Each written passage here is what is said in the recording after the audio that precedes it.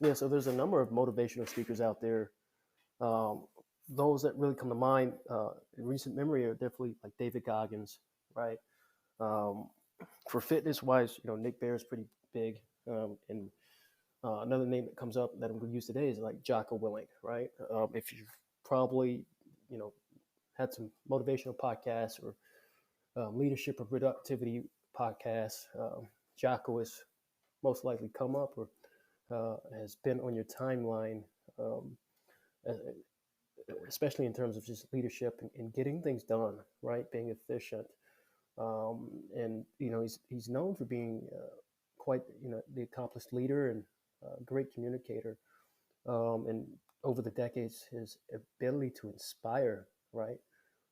He's had an ability to inspire through words, right, which has been incredible. Okay.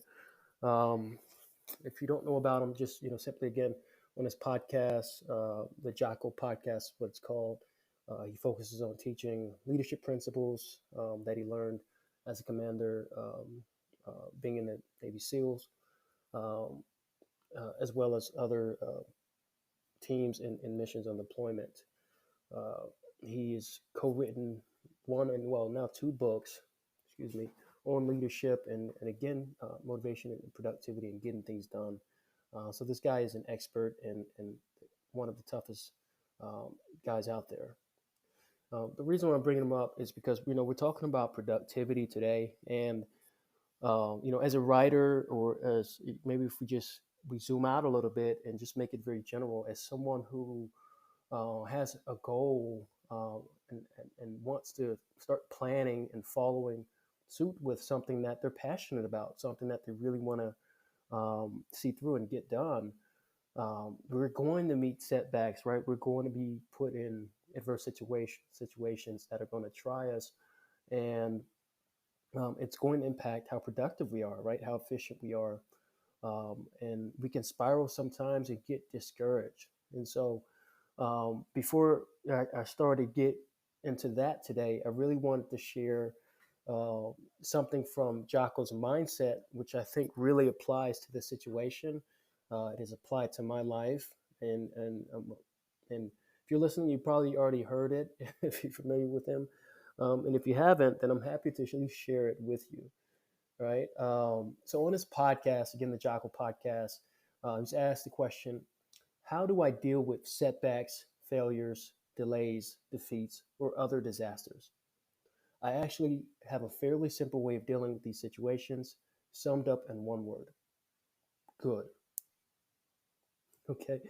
So I'm going to read that again one more time because, again, if I'm someone who's like looking for advice and motivation, and I'm saying, hey, how do you do this? How do you do that? And someone just gives me the one word, and out of one word, it's just good. I might be confused. But there's a point to this. So I'm going to read it again.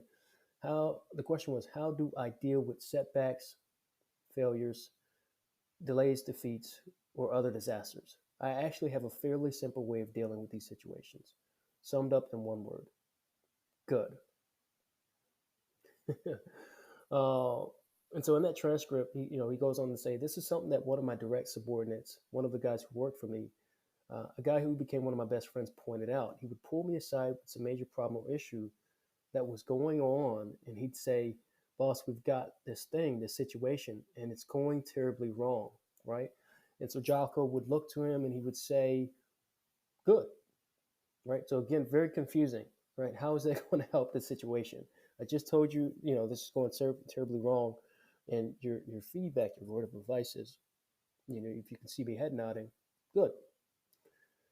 Um, and so he goes on to continue to say, and finally one day, this friend of mine, right, he was telling me about something that was going off the rails, and as soon as he finished explaining it to me, he said, I already know what you're going to say. And Jocko asked, what am I going to say? And the guy says, you're going to say good. Jocko continued, that's what you always, the guy says, that's what you always say when something is wrong or going bad. You just look at me and say good. And Jocko said, well, I mean, because that's how I operate. So again, I'm sharing this with you all to give you perspective and really flesh out why it's just the one word response, good. right? Jocko's whole stance about this is like when things are going bad, there's going to be some good that will come from it, right? When things are going bad, shift your perspective. Just saying good is really about shifting your perspective. Instead of looking at the things that are not going well, the things that are not going to plan, shift your perspective and find little kernels that, or little kernels of positivity, right? The little things that you can learn from the situation, take away from the situation, something that you can use maybe to improve, or take a step back, detach a little bit, and then continue going forward, right? So simply saying good is a reminder to not get sucked into the things that are going bad and shift your perspective, right? So again, this is one more excerpt from that podcast in which he gives a little bit more examples from his perspective. And it reads, "Oh, the mission got canceled? Good. We can focus on another one." He shifts his perspective. "Didn't get the new high-speed gear we wanted? Good. We can keep it simple. Didn't get promoted? Good. More time to get better. Didn't get funded? Good. We own more of the company. Didn't get the job you wanted? Good. Go out, gain more experience, and build a better resume. Got tapped out? Good. It's better to tap out in training than tap out on the street. Got beat? Good. We learned. Unexpected problems? Good. We have to figure out solutions." And so again, now being very specific, I want to share this with the writers and the poets of the world, the novelists of the world. There's many adversities even in the digital age that we meet in terms of getting published, writer's blocked, getting being consistent on socials and Instagram, and gaining a following of people to support your work. Right, you're going to meet those setbacks and adversities. I encourage you to use this seriously. Like, use this throughout your day. Use this throughout your life. Right. Again, didn't get the job you wanted? Good. Go out, gain more experience, and build a better resume, right? Change the perspective, right? Do not get defeated. Just shift your perspective, okay?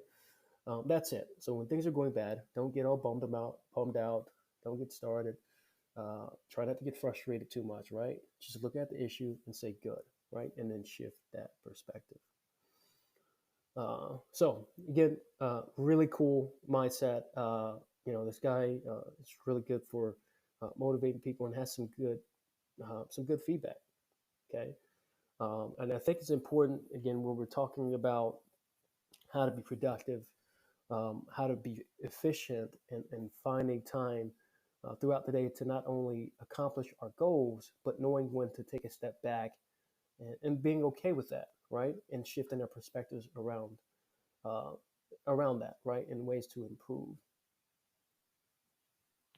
Giving yourself time, just yourself every day, is equally important, right? And it's also how you can recharge your batteries, excuse me, and how we stay away from burnout in itself.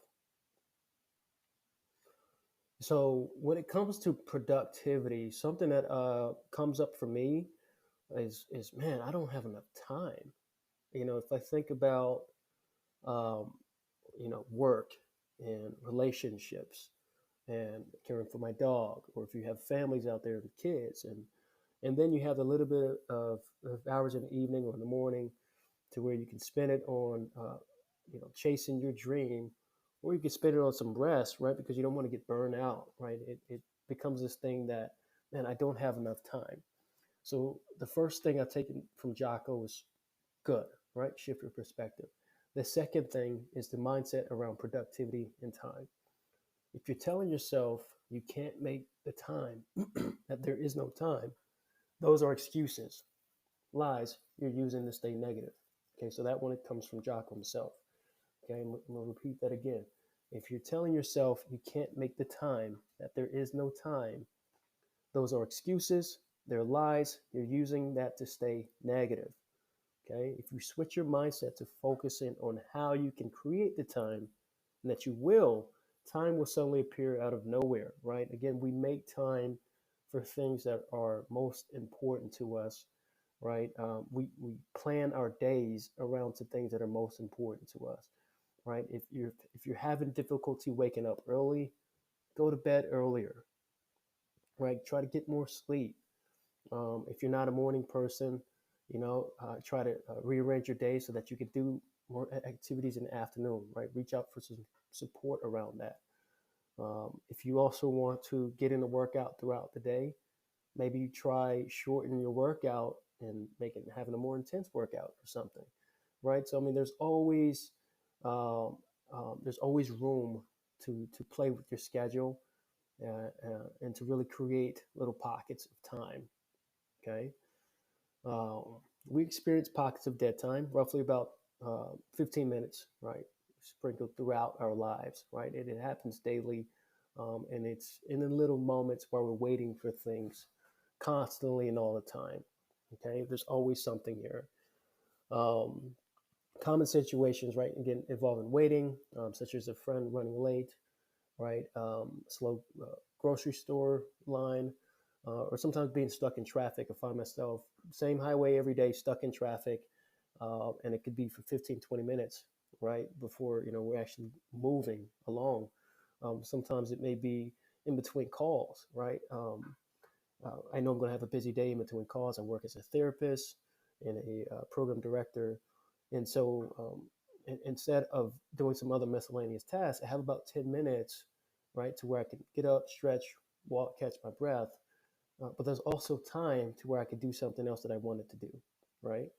The usual compulsion, and I'm guilty of this, is to take your phone out, right? Scroll through emails.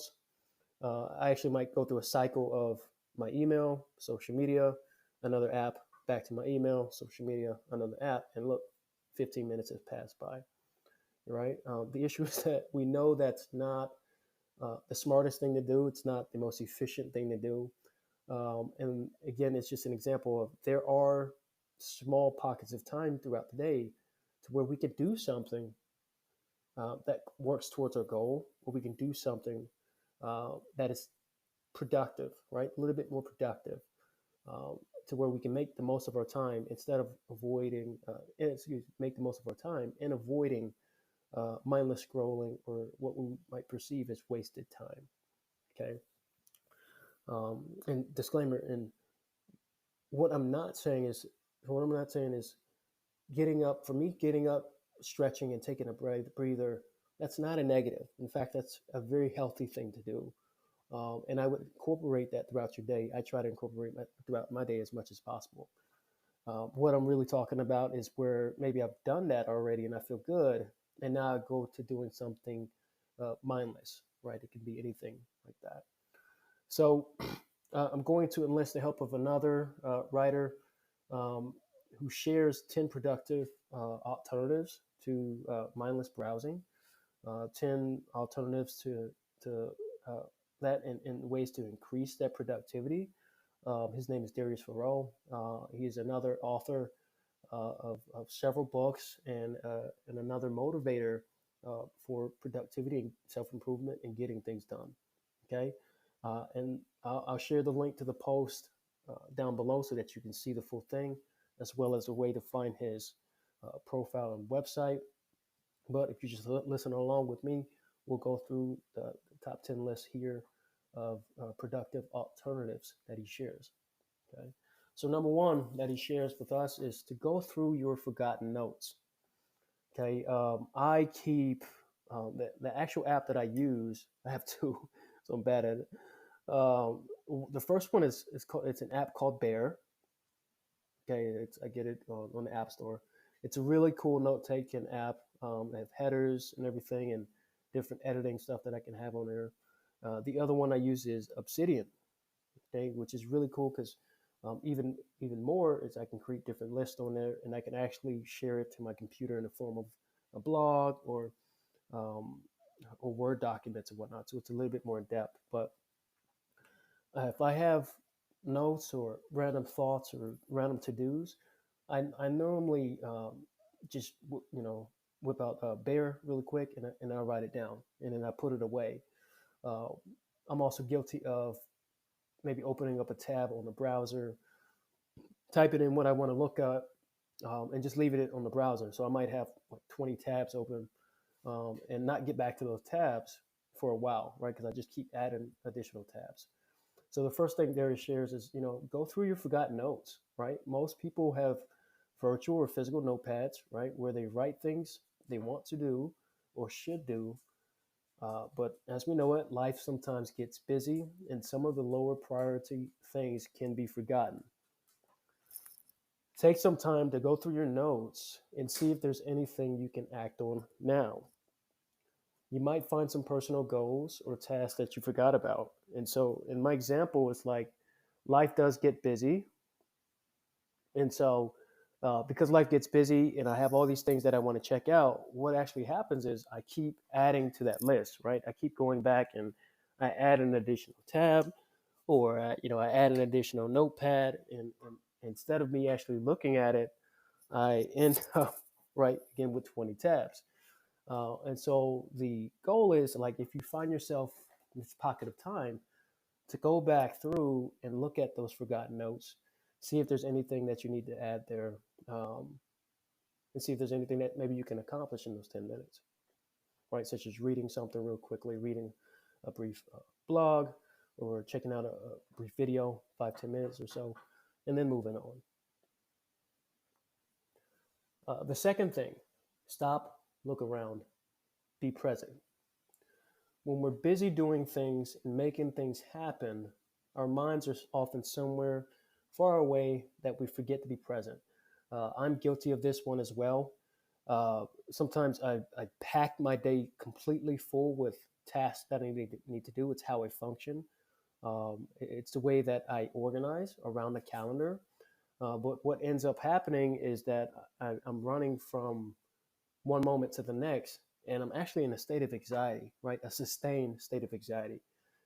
So it's more of like this intense, maybe a marathon, if you will, moment to moment. And so even in times to where it's quote unquote my downtime, I'm probably listening to a music video, not music video, YouTube video, or I'm listening to music, right, on my headphones or something like that. That it's also engaging my brain, and so I'm not present in the moment. I'm just going from one moment to the next, and so constantly in this state of anxiety, right? You lose focus, or maybe plan, going from moment to moment. You lose focus on what you need to do, and that can impact again efficiency, right? Um, Taking it all the way back to this pocket of time, your 15-minute gap is a perfect time to just be present, right? Just as, like I said, get up, stretch, take a breather. Um, Darius shares some important points of this. Try not to chase your thoughts and enter the monologue. Instead, just focus on the world around you, right? So this is, he's taking a page from mindfulness. If you haven't heard of it, go on Google, type it up. It's an awesome technique. If you have heard of it, definitely try to practice it and incorporate it more. I use it a lot in the morning and throughout the day. So again, focus instead on the world around you. Notice the people, their surroundings, even if you're not in some super um, nice place or serene place, right, in uh, the Pacific Northwest, right, well, Portland. We can always find small snippets of beauty and insight when we look, right? So even if you're in a more city place, still stopping and noticing the sights, the smells. Maybe you might not want to know too much and notice too much of the smells in the city, but being able to take it in and recognize and just be present in what you see and hear is really, really a good key. Number three, right? I really like this one as well, right? Go for a fast walk. Okay, going for a fast walk. This is has a uh, number of benefits. Essentially, especially if we've been sitting for a while, writing, or even reading, or even in meetings and whatnot. Going for a fast walk gets our heart rates up a little bit, gets the blood flowing. It can get our minds in the right place and give us a break from the things that we've been doing for the past few hours. And it's a way to energize ourselves, right? And it's one of the most underrated activities out there. And is another great way to center yourselves and get your minds in order, right? So again, if you've been glued to that computer for a while, getting up and just going for a fast walk, a brisk walk, can help shake some things up, right? Um, Grab your headphones, go outside and walk for 15 minutes, right? Really enjoy it. Or combine this with the last step in being present.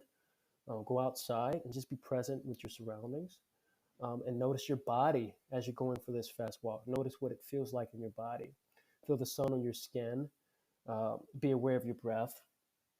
Observe how nature changes around you, as you walk. Notice the birds, right, chirping, or the wind, if anything, if there's wind. All these things, again, to make you more present and to really get your mind to refocus. Okay. Number 4, tune into an interesting audiobook or podcast. This is something myself that I've started incorporating. Again, shuffling from moment to moment and going from task list to task list. I'm oftentimes stuck in this routine of going from one moment to the next, right? And so using that traffic example for again, I may be stuck in traffic for a bit, and maybe I'm not present, but I'm just listening to music, right? Um, which is fun. There's nothing wrong with that, and that's most definitely helpful. Uh, but there are certain different times to where what, I can do something to learn more, right?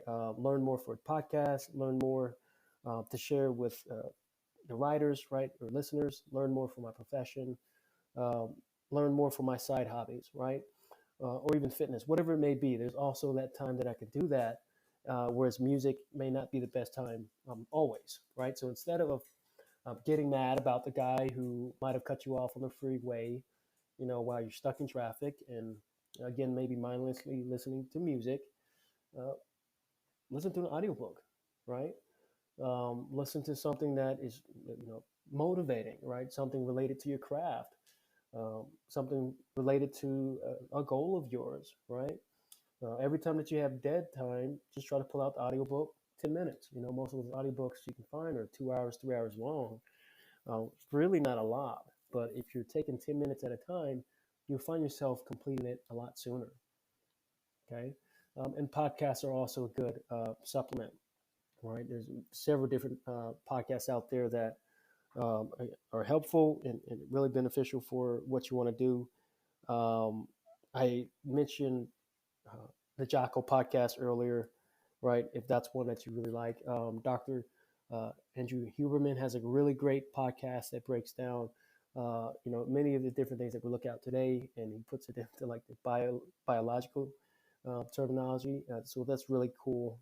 Called the Huberman Lab, and Jay Shetty has a really cool podcast as well. So a lot of different perspectives on life, learning, and motivation. Number 5, try a new recipe. Uh, so this one, again, shake it up, do something different, stimulate your mind differently, give yourself a break from what you're doing. Um, and I actually sometimes I'm playing music while I'm trying a new recipe, or while I'm cooking, and sometimes I'm quiet, right? I'm tuned into what I'm doing, but it helps me focus and think at the same time, right? So this one is extremely helpful, and it's a good break from doing what you've been doing for some time. So if you're not into cooking, you can either give this a try, or simply try it out with a new kind of food. We all need new experiences, right? So it's another important thing just to get a break. Okay.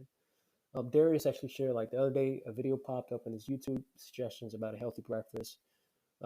He goes on to say, like, he's not into Gordon Ramsay, and the food didn't look pretty, but it did taste good, right? So he was excited to try something new, and made him feel good, all right? So my advice: try something new today, and you might surprise yourself. And I look at it in terms of energy. It's a good way to recharge. You give yourself a break from what you've been doing, and it's a good way to recharge. And you might take that new energy and turn it right back into your goal and what you need to accomplish.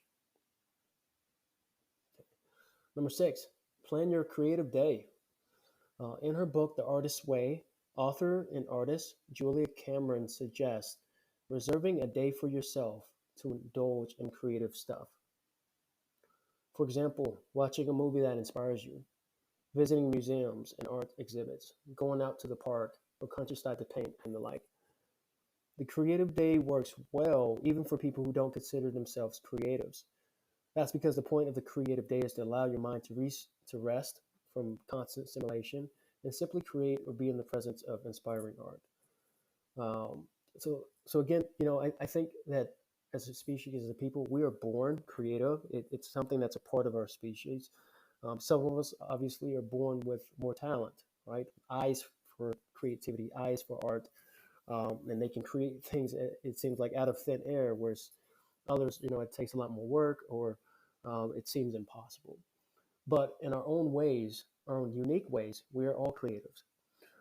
And this one is equally important, right? Finding something that inspires you.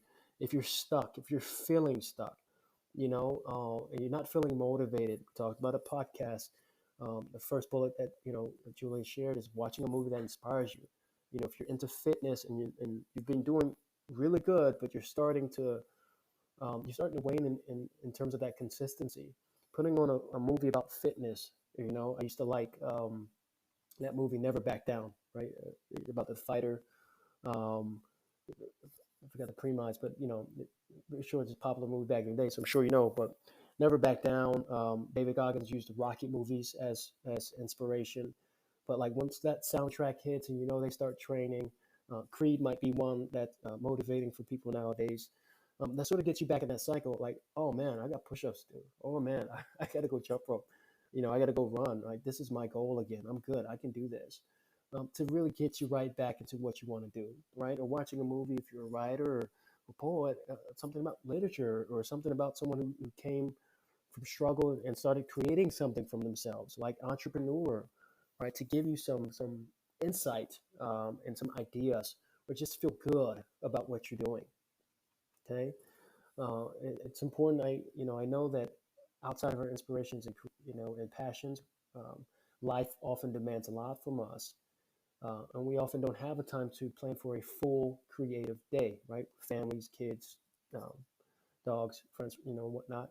But if I loop it right back to the main point of this, using a 15-minute that pocket of time to try and plan for it, even if we can say, what, I can't do it this week, but I can plan for it the following week. Number 7, journal about your day. Okay, this one's specific. If you're a writer, you need to write, right? So if you're a writer, poet, whatever it may be, I would recommend journaling, right? But zooming out again and making it very broad and general, this is beneficial for anyone. Okay, it's a good way to focus your thoughts, and it's a really good way to make sure that you catch any negativity, catch any defeating or judgmental statements, and can incorporate some affirmations, right? Some positive affirming information in your mind. And it's a good way to make sure that you can refocus on your goals and things that you want and need to do, right? So start a new journal entry and just write about your day, right? You don't have to, there's just free write, right? It doesn't need to be a format. When I started, one of the things that stopped me from journaling was just that fear of not having anything to put on paper. You see all these things in movies about these writers who keep these notebooks and go on these novels with their thoughts, and I'm like, for me, I was like, man, I'm not going to have anything to fill out on the paper, or or my thoughts won't be cohesive, right? It's not going to sound like that, but who cares? Just free write, and if you just put 2 or 3 sentences, then you just put 2 or 3 sentences, right? If you put a paragraph and it's random thought after random thought, then it's a paragraph with random thought after random thought, right? That's how we think, so it's okay. So I would encourage you to get beyond that barrier and just free write. Put a date and time if you want to, put whatever comes up, and then close the book, right? No pressure at all. But it's still very valuable and important, especially when you're tired or not focused, right? It's a great way to ground yourself and refocus your mind, right? You can write about your successes, what you did today, how you felt during the day, or even things that you're looking forward to in the future. Writing helps your brain to sort through the events of the day and to understand how they all connect. It also helps you cultivate a positive attitude and look forward to what's next. Number 8, organize your stuff. We all have those files or items that we'll say we'll organize someday, right? I look around in my office, or I can look around at home, and I can identify things that are on my to-do list that I'm going to get to, and in some form or way I do get to them, but eventually. Micro changes lead to big change. We don't always have to go after that big fish. So why not start now? Okay. If I'm in a meeting and I'm working at home, the meeting just ends and I've got about 10 or 15 minutes, I can do that process of getting up, stretching, taking a breather for a few minutes. And then you know what? Let me go put away the dishes like I plan to. Or let me start the cleaning up process with my clothes room and then come back and do what I have to do. Just that little 10 or 15 minutes not only is going to help you feel better about yourself, but it's also going to get the process started a lot sooner. Okay, number 9, take a power nap. This is one that I've often said I need to incorporate. I don't incorporate enough. Um, again, I'm guilty of scheduling out my day and planning out my day, and so one of the things I don't allow is a space for a power nap in between. For me, it's that fear of if I put a power nap in there, I'm either going to sleep for too long. I'm not going to be disciplined to keep it at a half an hour or an hour. I'm going to wake up too tired and not want to continue the day. Right? That's just me, but again, those sound like excuses. There is extreme benefit in power napping, and it's known to help boost productivity and energy levels. Right? Just by falling asleep quickly, try finding a quiet and comfortable place to lay down. Close your eyes and just focus on your breathing. Doing that process can help ground you, keep you present, and calm your body in a way that it restores your energy. Just don't forget to set an alarm, right? Or you can find yourself going over that hour mark or half an hour mark, however long or short you set it for. Um, okay, and last one here, number 10, call a friend. This was one of the hardest things for me throughout the years to really start to practice and implement, and I find myself slipping up at times because I've always just grown up with that. I was always just growing up with that independence, and it's if something needs to get done, I'm going to take care of it. If something happens throughout the day, I work it out myself and I take care of it, which is fine to a point. But we all need connections, and we all need to share with someone, right? And so you hear the thing accountability buddy, right? And training in the military, we have battle buddies, right? And the whole point of that is to help you be accountable, right? So when you're going through things, you're good, but everyone is good up until a point, right? I mean, if you're really good, you can push yourself past that point by yourself. But for many of us, that's when we start questioning, oh, do I really want to do this? You start negotiating. Maybe I could do this instead. Maybe I could try doing that instead. Or you start to feel lonely, stressed out, overwhelmed, right? Maybe I have too much on my mind. You don't have anywhere to put it. Taking a breather isn't working. You try journaling. Journaling isn't working by itself. It's important to reach out to your support network to keep you focused, efficient, productive, and healthy. Okay. Darius actually says this is one of his favorite things. He says, when I'm waiting somewhere or I'm going for a quick walk, I often call a friend. It helps him to break up his day, and it's a great way to catch up with people. Right? Calling is key. Everyone can send a quick text, but the text message, it misses the human connection. Right? For him, this is why he recommends to reach out and just have a quick conversation. For me, one of the things I used to hesitate with phone calls is like that fear of, I can talk to my close friends and family for a good time. Right? We could really talk for about an hour, on the phone. And it's like, man, it's the middle of the day. I really don't want to call so and so because I just don't have the time to sit. But um, it's really just a 10, 15-minute. Hey, what's going on? I got a quick break. Just want to check in with you. Talk for a bit. Great. All right, I'll talk to you later. And it can be done. One of my good friends, Sia, is an expert at this. And when we first, got together and started chatting, I noticed it immediately. I was like, man, he's got the skill. He would call me randomly throughout the day. He called me Jay. So he's like, yo, Jay, what's happening? And we talk for a little bit. And then we'd have that, pause for a little bit, right? For something. He's like, all right, Jay, I really have to go. I'm about to go do this, but I'll talk to you later. And it might just be a 5 or 10 minute phone call. And I was like, man, this guy, that's really how you do it. So it can be done. And if there's some worry about, can I really fit this into my day? Just keep it at the 10-minute mark, right? I just have a break and I just wanted to catch up with you. Again, most important, like if it's helpful if you're feeling lonely or stuck in your head, or going toward burnout, catching up with an old friend, or you're making some new ones, or chat with people who share similar interests can help break some of that up and keep you in the game. Okay? no matter how you do it, do not underestimate the power of good conversation and communication. Okay. So just wrapping it all up, there are pockets of times to where we could all be productive, regain focus, and put ourselves in a position to feel healthy and to feel like we can accomplish our goals, right? It's easy to dismiss 15 minutes as an insignificant amount of time. It's just 15 minutes. I don't have enough time to do what I need to do. That's an excuse. Jacques would say, yes, you do. Okay. When you consider that 15 minutes a day adds up to over 90 hours a year, it becomes clear that those small increments of time can have a big impact, right? Remember, micro changes is what leads to significant change. We don't always have to go after the big fish.